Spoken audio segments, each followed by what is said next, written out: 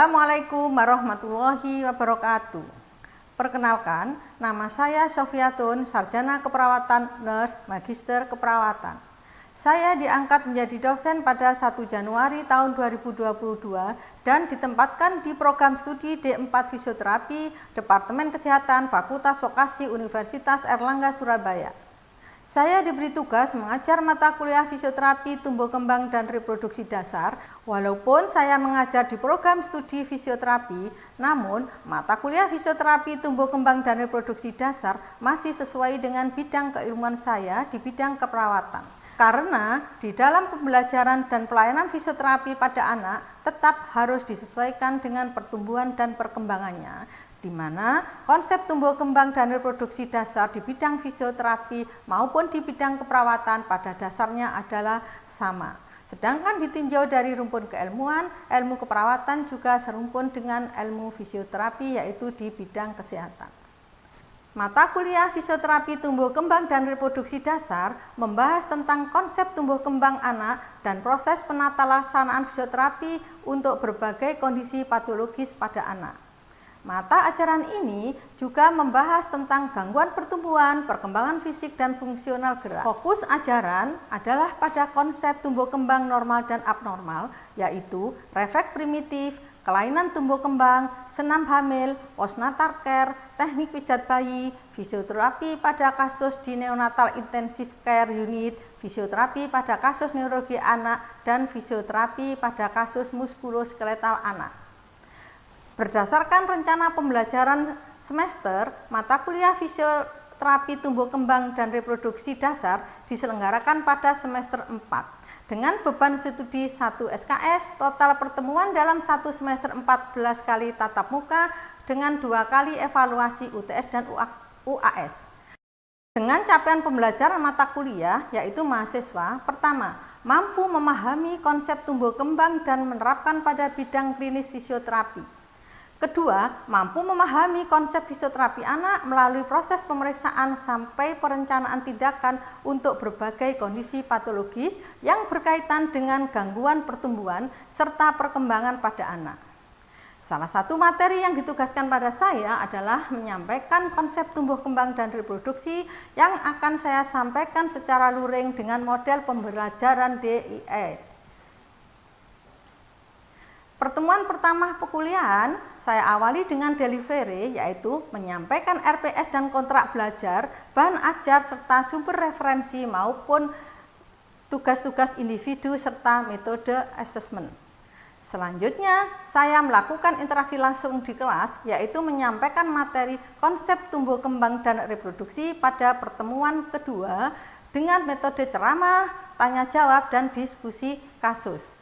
Perkuliahan saya awali dengan mengucap salam, menyapa mahasiswa, memotivasi mahasiswa, serta menggali pengetahuan mahasiswa dengan menanyakan berbagai pemahaman tentang pokok bahasan tumbuh kembang dan reproduksi. Interaksi lain saya lakukan saat menyampaikan materi dengan menanyakan pokok bahasan yang belum difahami, sehingga terjadi interaksi dua arah, serta memberikan contoh-contoh kasus berkaitan dengan masalah tumbuh kembang dan reproduksi serta kaitannya dengan fisioterapi. Sedangkan evaluasi capaian pembelajaran dilakukan secara formatif dan sumatif, yaitu UTS dengan bobot 30%, tugas dengan bobot 30%, keaktifan mahasiswa 10%, dan UAS dengan bobot 30%. Berikut adalah video proses pembelajaran saya di kelas. Assalamualaikum warahmatullahi wabarakatuh. Waalaikumsalam warahmatullahi wabarakatuh. Selamat pagi semuanya. Pagi. Ya, apa kabar kalian pada hari ini? Alhamdulillah. Sehat semua ya. Oke, berarti kita bisa mulai untuk perkuliahan. Baiklah, untuk perkuliahan pada pagi hari ini, pada mata kuliah fisioterapi tumbuh kembang dan reproduksi dasar sesuai dengan RPS dan kontrak kuliah yang telah Ibu sampaikan pada minggu kemarin. Pada pertemuan kedua ini Ibu akan menyampaikan pokok bahasan tentang konsep tumbuh kembang dan reproduksi, ya. Dua konsep ini adalah merupakan suatu konsep yang berbeda, sehingga nanti tapi saling keterkaitan. Sehingga dalam penyampaiannya Ibu akan menyampaikan dulu tentang konsep tumbuh kembang. Baiklah, untuk ini kita sharing dulu sebelum Ibu masuk ke materi ya. Barangkali ada yang bisa tahu apa itu tumbuh kembang? Ya, baik. Ya. Menurut saya tumbuh kembang itu terdapat dua pokok bahasan. Yang pertama itu pertumbuhan. Apa itu pertumbuhan? Proses bertumbuhnya ukuran atau volume tubuh secara kuantitatif yang dapat diukur dengan berat badan, tinggi badan, dan lingkar kepala. Yang kedua ada perkembangan. Apa itu perkembangan? Perkembangan yaitu proses perubahan progresif ditandai dengan perubahan fisik, psikologis, dan emosi. Oke, baik, luar biasa. Ada yang menambahkan, mungkin bisa memberikan contoh? Kalau contoh pertumbuhan apa ya kira-kira? Oke, silakan Mas. Sebelumnya mohon izin menjelaskan, seperti tadi kan sudah dijelaskan teman saya ya. Pertumbuhan itu sendiri merupakan perubahan yang dapat diukur secara kualitatif, yaitu contohnya ada seperti tumbuh gigi, kemudian tumbuh rambut pada bayi, dan bertambahnya ukuran sesuai dengan usia bayi. Oke, luar biasa. Ganti sisi kanan. Kalau contoh perkembangan, Mbak, kira-kira apa? Bisa apa anaknya? Bisa dari balita menuju ke anak-anak usia. Oke. Luar biasa jawabannya, sudah sesuai. Oke, baiklah, kita lihat di sini apa itu. Ya, betul sekali tadi yang sudah disampaikan bahwa kalau kita bicara mengenai pertumbuhan itu adalah berkaitan dengan bertambah jumlah dan besarnya dari organ tubuh manusia, individu itu sendiri yang sifatnya adalah kuantitatif sehingga bisa diukur. Tadi betul sekali contohnya tinggi badan, berat badan, mungkin lingkar kepala. Sedangkan kalau sudah bicara tentang pertumbuhan itu berkaitan dengan bertambah sempurnanya fungsi, ya, fungsi dari organ kita yang mana itu dilalui dengan belajar, ya, dengan kematangan atau maturasi dari organ-organ itu sendiri. Nah, pertumbuhan dan perkembangan ini dimulai sejak di dalam kandungan sampai dengan di luar kandungan. Nah, itu yang jelas karena melakukan proses yang cukup panjang itu banyak dipengaruhi oleh beberapa faktor. Jadi faktor-faktor apa sebetulnya yang mempengaruhi tumbuh kembang? Itu ada beberapa faktor, ada faktor keturunan, ya, ada faktor lingkungan, ada faktor sosial budaya. Ya. Di sini faktor keturunan contohnya ya ada ras, mungkin orang Eropa dengan orang Asia beda, kalau orang Eropa tinggi besar, kalau Asia kita seperti kita ini gitu ya. Faktor lingkungan ada dua, internal dan eksternal. Kalau internal berarti dari dalam diri kita, beda apa? Emosi kita, intelijensi kita. Sedangkan faktor eksternal itu bisa dari apa? Kebiasaan orang tua mengasuh, kondisi sehat dan sakit, atau nutrisi. Sampai sini bisa dipahami?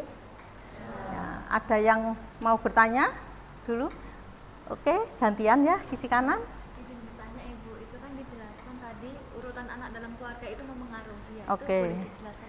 Oke, bagus sekali pertanyaannya. Kenapa urutan anak dalam keluarga sangat berpengaruh? Begini, bila ada sering orang tua itu anak pertama dan anak kedua ya. Anak pertama itu kan kadang sangat diharapkan ya. Nah, sehingga dia semua dipenuhi nutrisinya. Kok contohnya tiba-tiba masih usia belum 1 tahun mau punya adik lagi.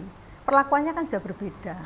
Nah, kadang juga orang tua sering membandingkan anak pertama dan anak kedua. Sehingga apa? Dari segi kalau nutrisi diberikan beda ya memang ada perbedaan. Kalau dari pengasuhan pola asuhnya tadi itu jelas ada suatu perbedaan. Jadi antara anak pertama, kedua, makanya manusia, anak itu merupakan individu sendiri-sendiri. Kita tidak bisa menyamakan anak pertama, kedua, dan ketiga. Maksudnya seperti itu, bisa dipahami? Oke, luar biasa. Jadi nutrisi tadi betul sekali Ibu tambahkan, karena untuk pertumbuhan jelas kita contohnya butuh protein. Ya, bila pada masa pertumbuhan itu nutrisi yang diberikan kurang, jelas untuk menjadi tumbuh itu akan tidak sempurna, belum kematangannya. Bisa dipahami semuanya?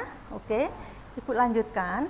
Setelah itu untuk bisa tadi tercapai tumbuh kembang secara optimal itu ada kebutuhannya. Apa itu? Harus memenuhi kebutuhan fisiknya, harus memenuhi kebutuhan emosinya, dan kita harus menstimulasi Tadi karena di perkembangan kan dia pematangan maturasinya dilalui juga dengan pematangan fungsi dan belajar, sehingga kita baru menstimulasi.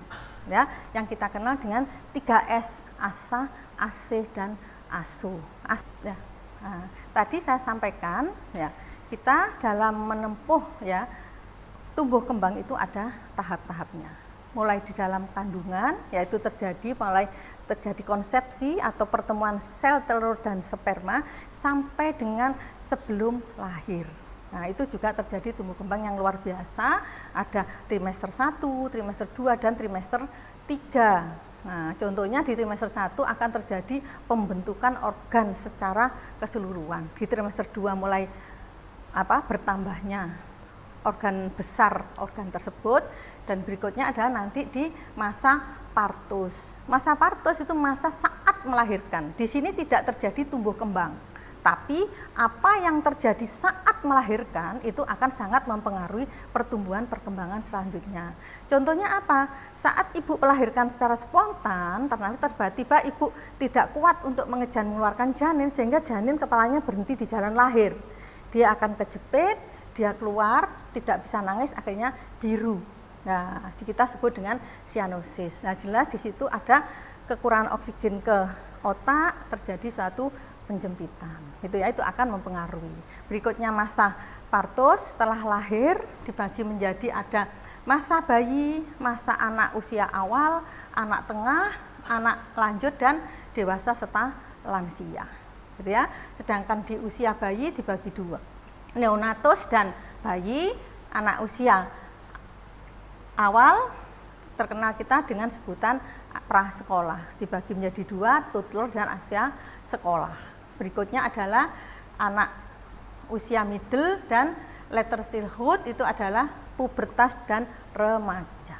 Nah, sampai dengan dewasa dan lansia. Ya. Yang pertama adalah directional trend. Ya, di sini tumbuh kembang itu berjalan secara teratur. Ya, jadi saya petunjuk perkembangan. Ya, dengan prinsip dimulai dari mana? Yang pertama adalah dari arah kepala ke kaki.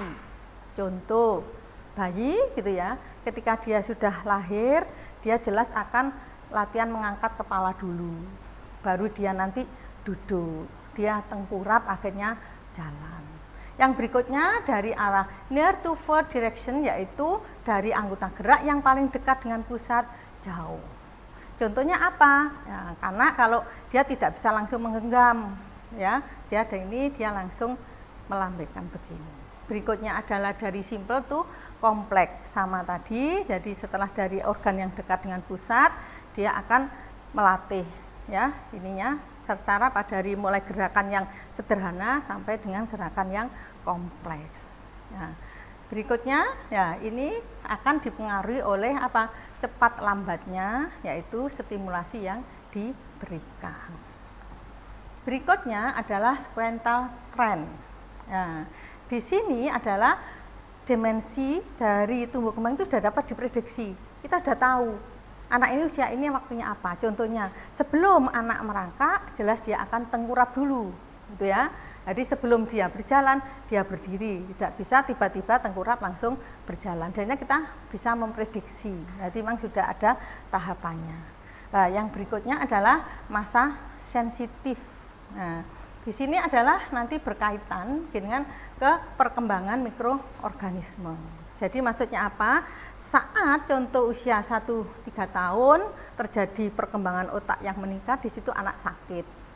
Nah, jelas dia ada masa terinfeksi, akan terjadi suatu gangguan, apalagi infeksinya langsung ke sentral.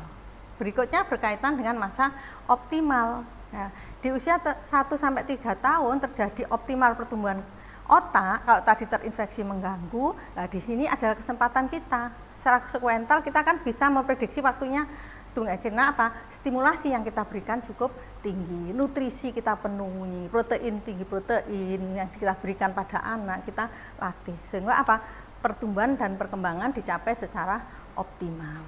Ya. Nah, berikutnya, jadi kalau di sekuental ini, tapi bukan berarti Bu kan harus tengkurap terus jalan. Soalnya perkembangan untuk bicara. Ada anak yang berjalan dulu tapi bicaranya nanti. Itu nggak apa-apa, bukan berarti tidak normal. Ada juga anak yang bicara dulu baru berjalan. Dan range di usia 1 sampai dengan 3 tahun. Ya, sebelum saya lanjutkan, mungkin ada yang ditanyakan dulu. Tadi kan disampaikan bahwa ada potensi bayi itu menyangkut ya saat lahiran. Itu apakah berikutnya itu ada dampak, Bu? Dalam artian setelah bisa dilahirkan secara sesar dan lain-lain, itu apakah ada potensi penyakit setelah itu? Oke, baik, pertanyaan cukup luar biasa.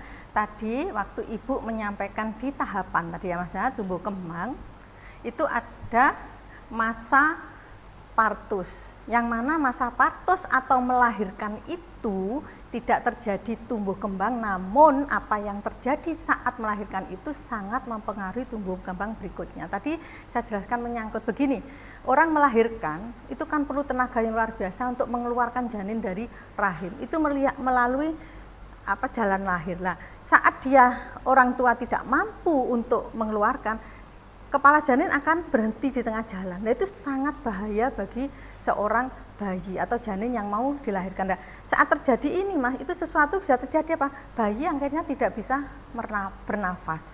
Paling jelek justru terjadi kematian. Nah, seumpama akhirnya dia tertolong kita dengan bantuan kita saat melahirkan, tapi dia lahirkan tidak menangis, biasanya seperti itu. Nah, itu kan ada penjempitan. Nah, saat tidak menangis menunjukkan bahwa apa? Fungsi parunya tidak bisa mengembang, bayi tidak bisa mengambil oksigen, akhirnya otak kekurangan oksigen. Mempengaruhi? Iya. Ya, bayangkan kalau otak kekurangan oksigen ya sangat berpengaruh pada pertumbuhan perkembangan berikutnya. Saat terjadi penjempitan itu kita juga ada organ yang terjepit. Barangkali kasusnya bila menemukan itu loh nggak ada, ini kok nggak bisa ada gangguan di bicara, bisa. Ada gangguan dimanapun sangat bisa. Gitu, ya luar biasa pertanyaannya ya. Berikutnya akan saya lanjutkan dengan fase perkembangan. Tadi pertumbuhan sudah tahapan, fase-fasenya dan polanya. Sedangkan tadi fase perkembangan ada namanya fase oral. Jadi kalian kalau belajar tentang tumbuh kembang itu adalah harus memahami tadi tahapannya. Tahap usia bayi usia sampai sekian, tahap anak-anak usia sampai sekian. Kenapa? Nanti saat kalian calon seorang fisioterapis dalam menerapkan atau memberikan pelayanan kepada anak harus sesuai usianya. Dari tindakan pada anak usia 1 tahun dengan 5 tahun jelas ada bedanya, walaupun sakitnya sama. Nah, itu tujuannya kita untuk penerapannya di fisioterapi, gitu ya. Yang fase oral maksudnya apa? Di sini anak, itu ya, atau bayi umur 0 sampai 1 tahun itu adalah kepuasan dia di mulut. Karena apa? Alat untuk komunikasi dia hanya mulut. Nah, dia ada kepuasan dengan mulut, pingin netek, nangis, ngompol, nangis, sehingga itu merupakan suatu ini. Jadi kalau kita penuhi berarti dia menjadi puas. Dia tidak merasa khawatir bahwa dia lahir dunia merasa aman. Jadi dan objek pertama adalah seorang ibu. Nah, berikutnya adalah fase anal. Terjadi pada usia prasekolah di periode toddler atau usia 1 sampai dengan 3 tahun. Di sini pusatnya sudah beralih. Kalau tadi kepuasannya lewat oral, sekarang dia ke eliminasi. Nah, di sini kita mulai menunjukkan apa? Bisa senang di pengeluaran, dia kalau bisa berak merasa puas. Nah, justru tadi secara stimulasi ini paling pas bila dilakukan stimulasi untuk melatih toilet training. Karena anak kepuasannya sudah di pembuangan. Gitu ya. Berikutnya adalah fase falik, terjadi pada usia prasekolah. Nah, di sini sudah mulai ada ketertarikan antara lawan jenis, tapi belum bisa membedakan dia, saya harus dengan siapa. Nah, jadi akhirnya makanya anak usia prasekolah biasanya kalau laki-laki ya dekat dengan ibunya. Tapi ini cinta sebagai atau ketertarikan antara laki dan perempuan ya, belum ada untuk bisa membedakan, gitu ya. Jadi dia cemburu ya dengan lawan jenisnya. Bisa anak menyampaikan, saya kok seperti ini, tapi yang perempuan kok seperti itu terjadi pada fase ini. Berikutnya adalah fase laten. Nah, di sini adalah terjadi pada usia sekolah. Ya, jadi apa? Dia sudah mulai ada merasa ingin berprestasi, gitu ya, merasa berprestasi, bisa mampu melaksanakan tugas. Itu di sini salah satu contoh stimulasi orang tua harus mulai memberi penugasan pada anaknya. Kalau anaknya bisa melakukan, dikasih reward. Kalau anaknya ada kesalahan, dibimbing tadi yang asuh dan asih asah, gitu ya. Yang berikutnya adalah fase genital. Nah, sudah terjadi pada masa remaja, baik remaja awal maupun remaja akhir, gitu ya. Dan ini mulai terjadi kesetiaan, ya, mulai hubungannya tadi heteroseksual, ya, kelawan jenis sudah tahu siapa yang harus saya cintai sebagai heteroseks, siapa yang tidak. Kalau di tutor tadi dia hanya bisa membedakan, saya tertarik pada laki-laki, saya tertarik pada perempuan bagi yang laki-laki, gitu ya. Kalau ini sudah mulai. Nah, di sini sudah bisa menuntut suatu pekerjaan. Begini, ada gangguan di bicara itu banyak faktor yang mempengaruhi, ya. Kalian juga sebagai seorang calon fisioterapis harus kita asesmen dulu. Kenapa? Apa selalu kelainan? Belum tentu. Nah, bisa juga dilihat bagaimana stimulasi orang tua dalam mendampingi anak untuk latihan bicara. Selain nanti dilakukan pemeriksaan fisik, bisa juga memang kurang stimulasi, Mas. Ya, jadi kalau orang tua sudah diem, nggak pernah diajak bicara, jadi bayi baru lahir, orang tua ngudang arti ya, oh ini anak saya ini diajak bicara, itu memang bagus, itu ada stimulasi untuk melatih bicara. Tapi kalau sudah orang tua tidak pernah mengajak bicara, ya bisa juga itu sebabnya. Banyak kasus, tapi juga bisa suatu kondisi yang penyimpangan. Ya, barangkali tadi yang gangguan saat melahirkan tadi bisa juga dia berpengaruh pada proses bicara. Mungkin itu bisa dipahami? Baiklah, untuk konsep tumbuh kembang sudah saya jelaskan secara lengkap. Berikutnya Ibu akan masuk ke kedua, yaitu konsep sistem reproduksi. Nah, ada yang tahu sistem reproduksi? Oke, ada.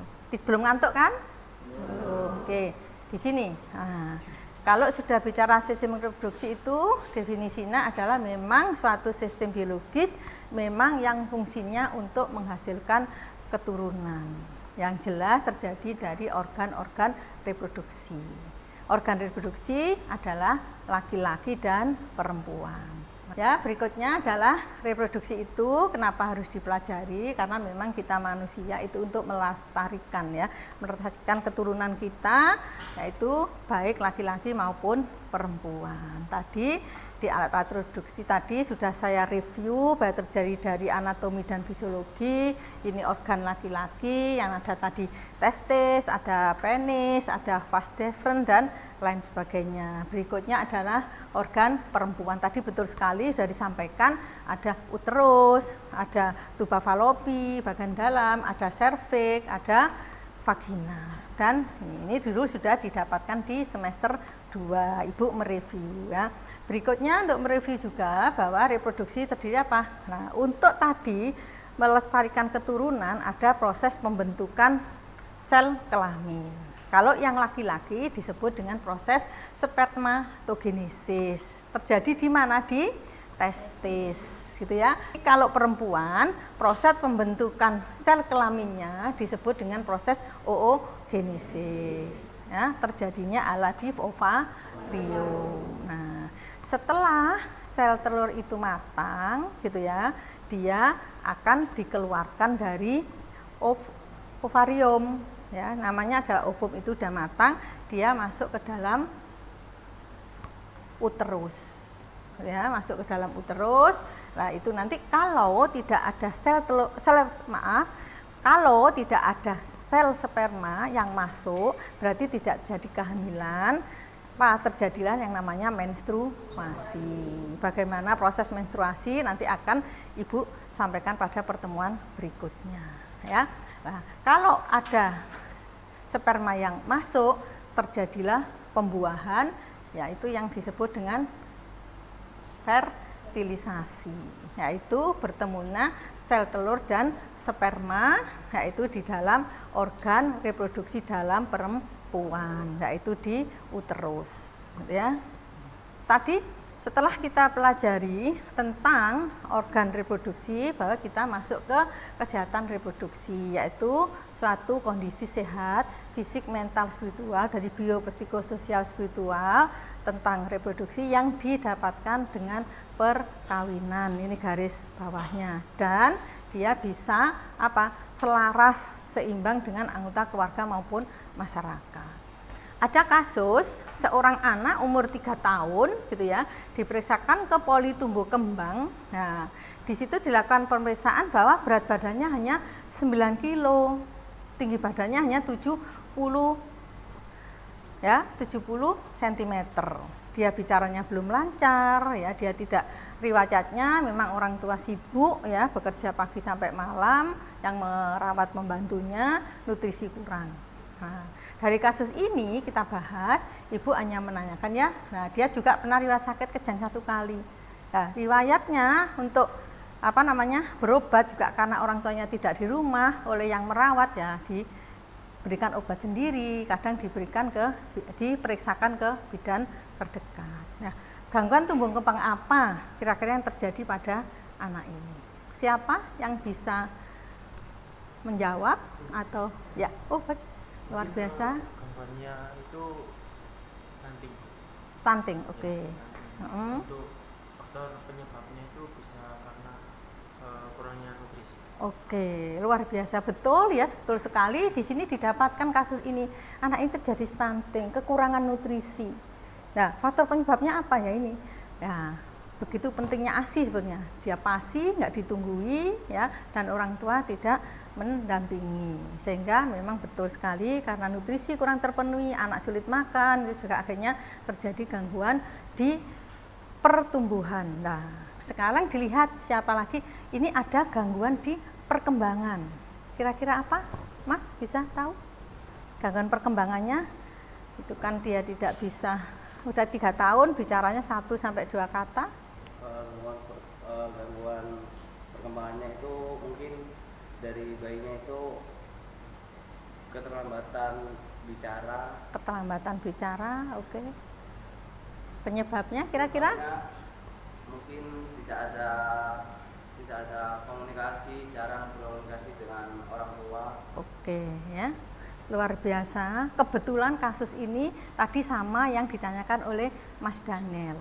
Ya ada ya. Ya, kalau tadi Bu menjelaskan bisa karena ini stimulasi kurang. Salah satunya ini, kenapa? Ya orang tua tidak komunikasi, stimulasinya kurang. Tapi untuk memastikan penyebabnya gangguan tumbuh kembang itu memang harus ada pemeriksaan lebih lanjut. Oke, dengan contoh kasus lebih jelas. Oke, baiklah. Kalau sudah tidak ada yang ditanyakan setelah pembahasan kasus, ya semoga lebih memahami dengan materi apa yang telah Ibu sampaikan ya. Kita ketemu pada minggu depan pada pokok bahasan berikutnya. Terima kasih atas kehadirannya. Semoga apa yang saya sampaikan bisa bermanfaat. Assalamualaikum warahmatullahi wabarakatuh. Waalaikumsalam warahmatullahi wabarakatuh. Sama-sama. Demikianlah gambaran proses pembelajaran saya di kelas. Semoga dapat memberikan gambaran kinerja pembelajaran saya sebagai dosen di Prodi D4 Fisioterapi Fakultas Vokasi Universitas Airlangga. Terima kasih. Assalamualaikum warahmatullahi wabarakatuh.